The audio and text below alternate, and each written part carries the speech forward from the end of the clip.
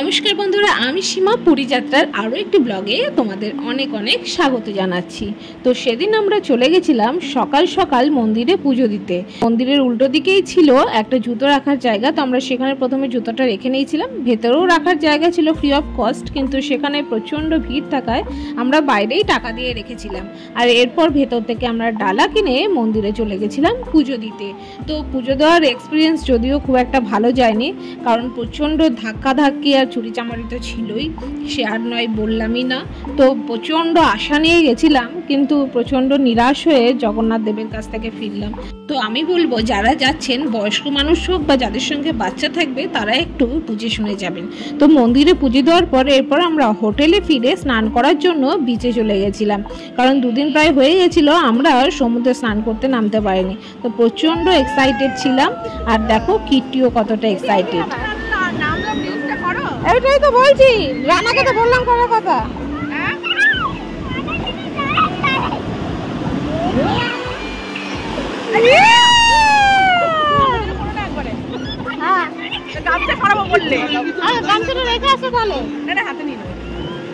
গামছা নিয়ে রিলস করবে ভগবান।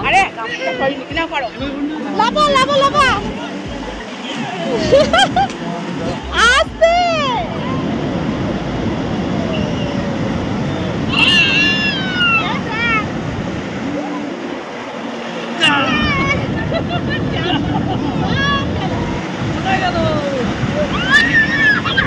কি হচ্ছে সোনাই?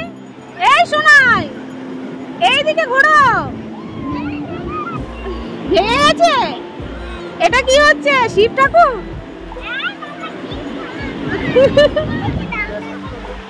কি করছো তুমি? হ্যাঁ সোনাই, কি করছো দেখি? কাজ করছো? কি কাজ হচ্ছে? ওই দেখ, পাপা শিব বানাচ্ছে। পাপা শিব বানাচ্ছে।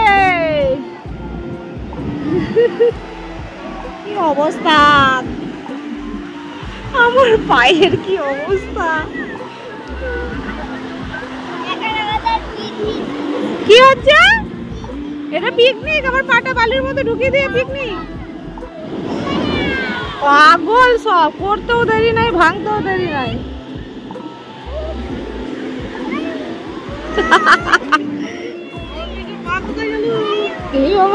পাটা কোথায় গেল?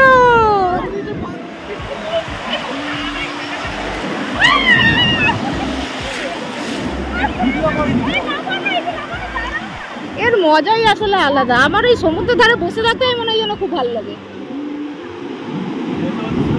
হ্যাঁ, এই সমুদ্রের গর্জনটা জাস্ট দারুণ লাগে।